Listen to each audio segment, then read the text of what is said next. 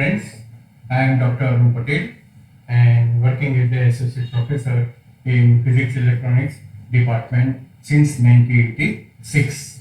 And I am going to discuss one of the paper of electronics, and that is the EL1501. So let us see what is the basic structure of the paper. So in first year you have to learn one of the paper of a physics and another paper of a electronics. So those who have a PE group and EP group, then this paper is a compulsory paper. Basically this paper is related with the analog electronics and digital electronics. This paper is divided in a 4 unit.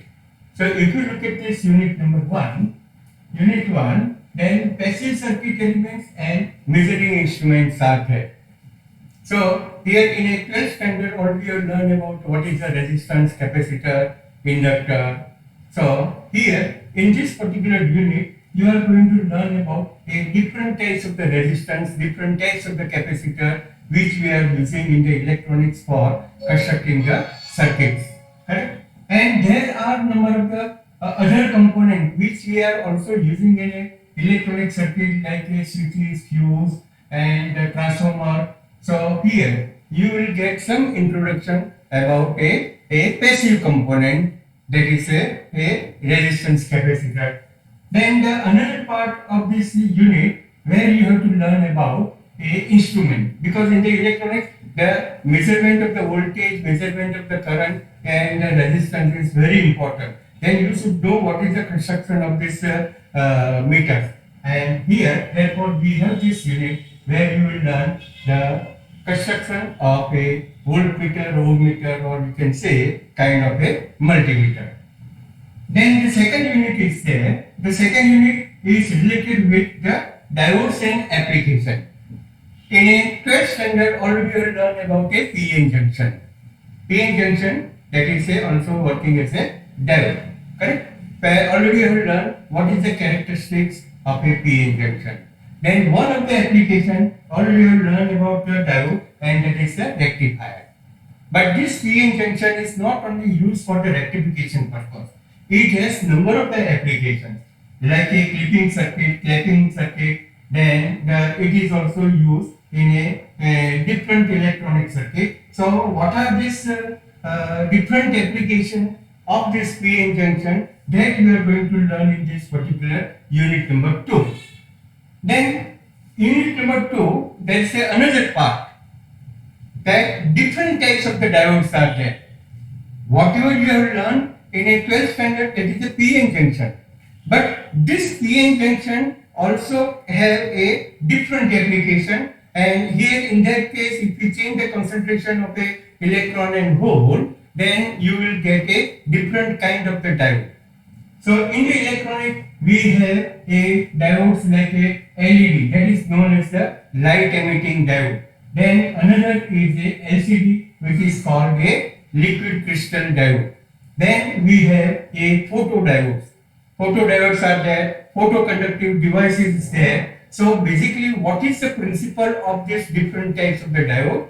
What are the application of this diode? Already you have to learn in this unit number 2. So unit number 2 is related with the applications of the diode. Then we have a third unit which is called for a general amplifier characteristics. Now already you are familiar with the amplifier, what is the function of the amplifier. But what should be the characteristics of the amplifier, that you are going to learn in this particular unit. Then the fourth unit is related with a digital electronics. So in digital electronics you are familiar with the logic gate. But here you are not going to learn any kind of a circuit. But for digital electronics, what is the basic requirement? That the basic thing is that you have to learn about a Boolean algebra. And in a digital electronics, we are not using a decimal number system.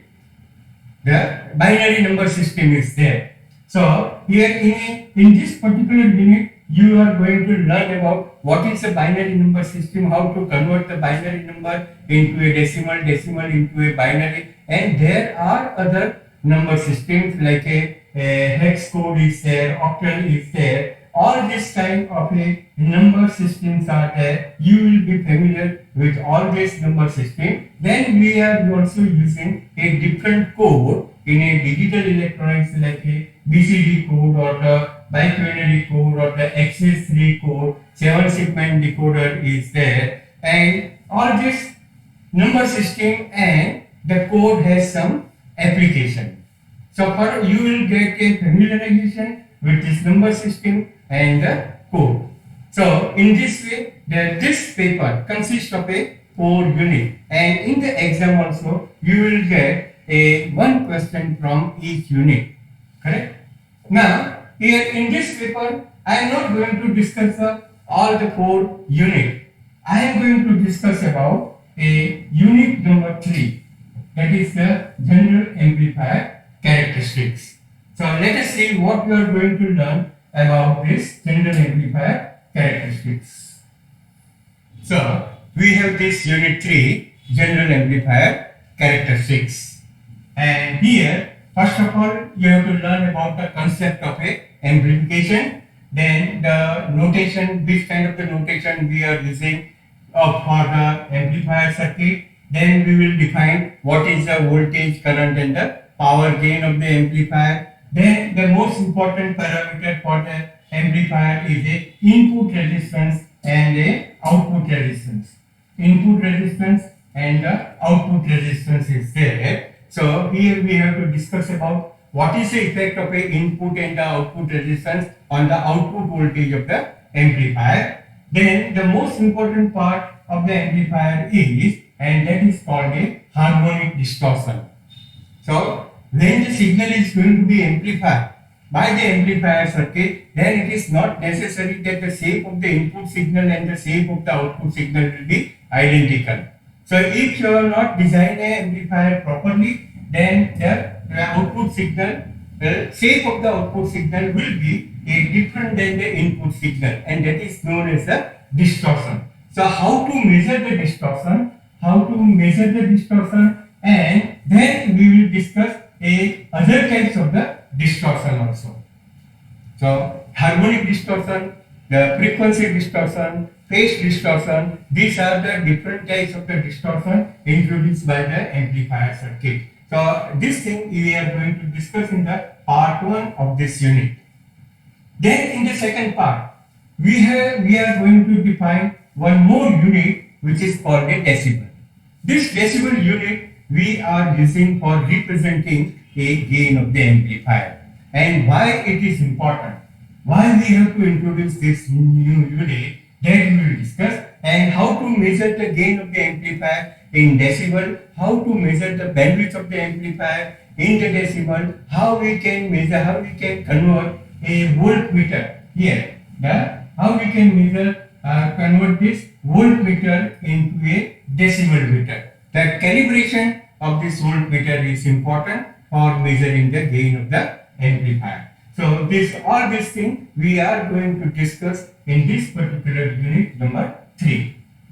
And the most important that I am going to refer the book, that is the Electronics Devices and Circuit by Alan Motorhead. There are chapter number 7 and the chapter number 8 is there. So here you will find all this topic in this chapter number 7 and 8. So this is your syllabus for the unit 3. Now let us see what is the amplifier. We will start with the amplifier definition. What is the function of the amplifier? That in a 12th standard already you have learned that amplifier is a circuit. If we have this kind of a circuit diagram, means this is representing a amplifier.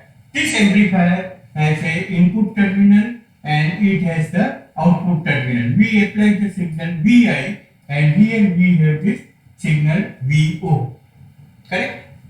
Now in amplifier my input signal is a small signal which is in order of a few millivolt or it can be in order of a microvolt. And in the output you will get a amplified signal that is with the large amplitude. Correct? So basically here in a simple language, if we see that amplifier is increasing the level of the input signal. Now, this amplification is, it can be for a voltage, it can be for a current, and it can be for the power. So amplifier doesn't mean that it is amplifying only a voltage. It is also amplifying the current, it is also amplifying the power also. So accordingly, we have a three kinds of the amplifier, that is called a voltage amplifier, then the current amplifier,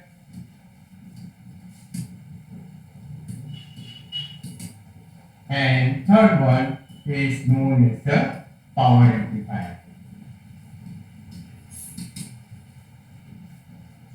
And here in a voltage amplifier also we have a different types of the amplifier, and that can be a common emitter, common collector, common base amplifier. Then in a power amplifier we have a class A amplifier, class B amplifier, push-pull amplifier, cascade amplifier. There are number of the amplifiers are there in the electronics. But in this particular chapter we are not going to discuss about a types of the amplifier. But whatever the different amplifiers we have, then what should be the common characteristics of this amplifier, that we are going to discuss. So basically, that according to your knowledge that the amplifier is a circuit which is increasing the level of the input signal. So the output signal is greater than the input signal. But remember, this is not true. There are certain amplifiers in which the output voltage is less than the input voltage. When in a SYBSc or in a third year, when you learn a different types of the amplifier, then you will find that in that case the output voltage is less than input voltage. So here in a broad sense, it is not necessary that amplifier is always increasing the level of the input signal. Now what is the function of the amplifier? How we define the amplification process? So basically, what is the amplification process? Correct? So whenever we have any types of the amplifier, then the input signal is there. This input signal is in a form of a AC energy. Remember, you can say this is a AC signal. You are applying some kind of a AC energy.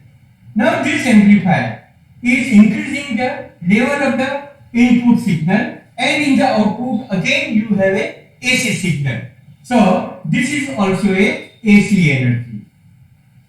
I am applying a input AC energy, also I am getting a output a AC energy. Now you can see that this output energy is greater than the input energy because the amplitude is large. So naturally the output energy is greater than the input energy. Then how come this extra energy has come? Remember, suppose my input energy is of a 10 milliwatt and my output energy is of a 100 milliwatt.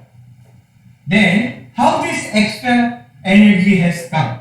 Now according to conservation law of energy, we know that we cannot produce the energy. We can transfer the energy. Remember, so here the energy is not produced by the amplifier, but whatever the extra energy is present at the output, it has converted. How it has converted? That whenever we have an amplifier circuit, then always this amplifier is required a DC supply. Means we are connecting a battery. That is, battery means what? It is called a DC energy source. So battery is providing a DC energy. So now what is the function of the amplifier? That amplifier is converting your DC energy into a AC energy. Remember. So during the amplification process, the DC energy is converted into AC energy, but when? When your input signal is present. If the input signal is 0, here, if the input signal is 0, then there will not be no AC energy. AC energy will not be present, means the conversion will not take place. So here now it is clear that amplifier, now here in an amplifier you require a kind of an active device like a transistor or a vacuum tube, or so any kind of a active device is there, and this active device convert the DC energy into a AC energy when the input signal is present, and it is known as the amplifier circuit. Remember, otherwise if you say that the output signal is greater than input signal, then here if I will give you the example, that let us say if I have a step-up transformer.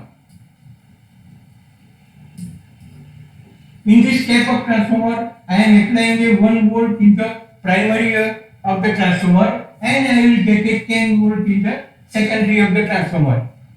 Correct? My output signal is greater than the input signal, but it doesn't mean that transformer is an amplifier. Remember, here according to your definition, the output signal is greater than input signal, but what is the difference between these two? Here the thing is that input energy is a AC, output is also a AC, that there is no conversion of the energy. While in an amplifier, the DC energy is converted into a AC energy. So here transformer, you cannot call that it is a amplifier circuit. Correct? So this is about a definition of the amplifier. Now why we have to learn the amplifier circuit? What is the application of the amplifier? So here if you talk about the music system, I think already all of you are familiar with the music system, correct? Then in the music system, or you can say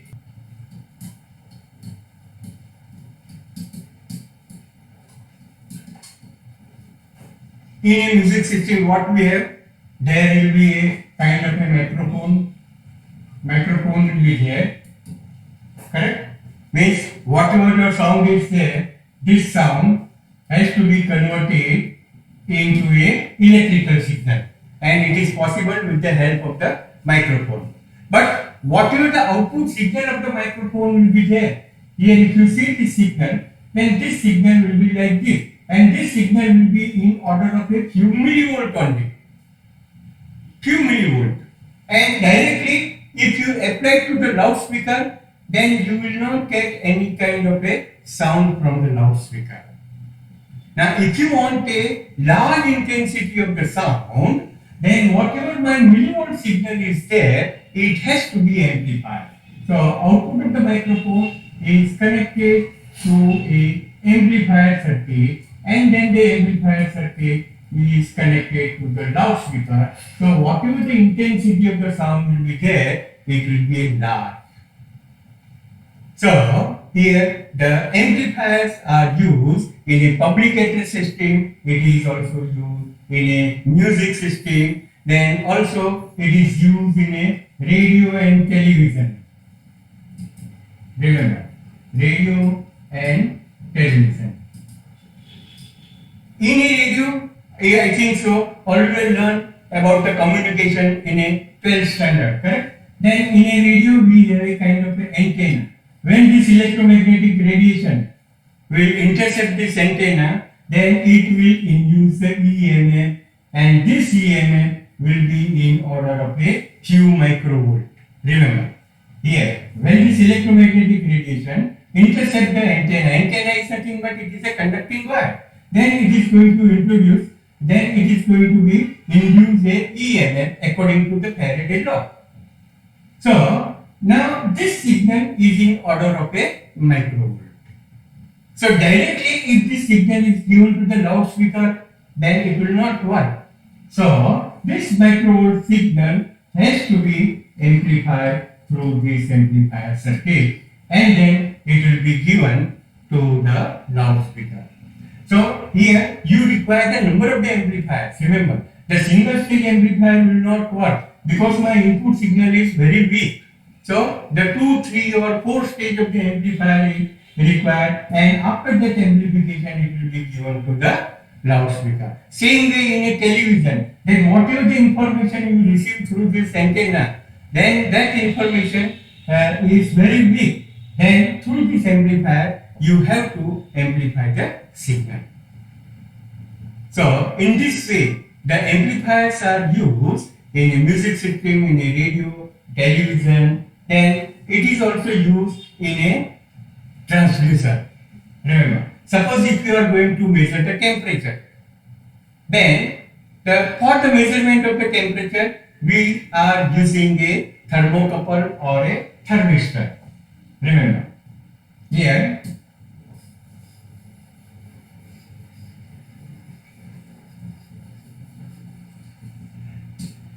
so suppose the temperature is going to be measured, then you are going to use a thermocouple. So here we have this thermocouple. So thermocouple is a kind of a sensor which is going to sense the temperature, and accordingly it is going to produce a EMF which is called a thermo EMF. Remember, instead of the thermocouple we can also use a thermistor.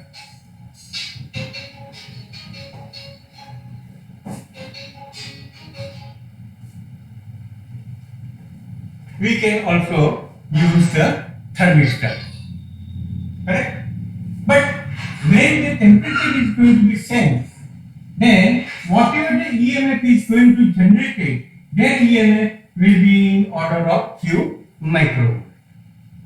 So again, this small signal has to be amplified through this amplifier circuit. So what the output of this signal will be given to the amplifier circuit, and then the signal is going to be processed and you can measure the temperature.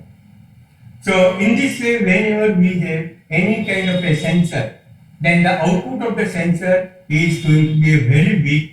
So first of all it has to be amplified, and then this signal is going to be given to, then this signal is given to the other circuits. Correct? So these are the applications of the amplifier circuit.